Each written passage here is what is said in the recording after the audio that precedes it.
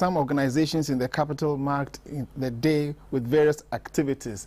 ABANTU for Development, a women's rights and gender-oriented organization, held stakeholder consultations in Accra to deliberate on the current and future state of the Millennium Development Goals that focus on women. A report by Theodora Amedeto.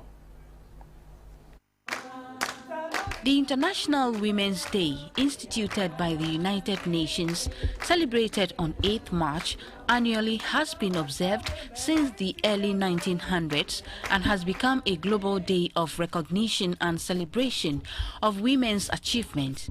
For many years, the United Nations has held annual International Women's Day conferences to coordinate international effort for women's rights and participation in the social, political and economic process of nations. Women's organizations and governments around the world also observed the day by holding events that honor women's advancement while diligently reminding themselves of the continued vigilance and action required to ensure that women's equality is gained and maintained in all aspects of life. The 2013 International Women's Day is on the theme, The Gender Agenda, Gaining Momentum. Many organizations in solidarity with the United Nations developed the day's theme relevant to their local context. One such organization is ABANTU for Development, a women's right and gender equality group. In collaboration with Christian Aid Ghana, it organized a stakeholder consultation forum on the theme Staying on Track for Gender Responsiveness in Post-2015 Development Agenda. The forum was to deliberate on the state of women post-2015 when the MDGs would have been achieved. But what is the significance of International Women's Day in contemporary Ghana?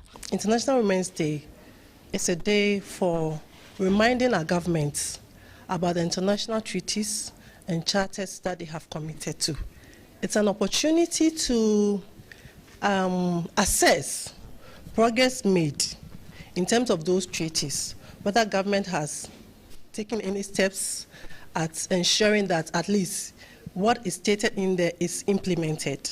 And it's also an opportunity for awareness creation for women, especially at the grassroots, to know that, oh, something is going on about trying to get women at par with men.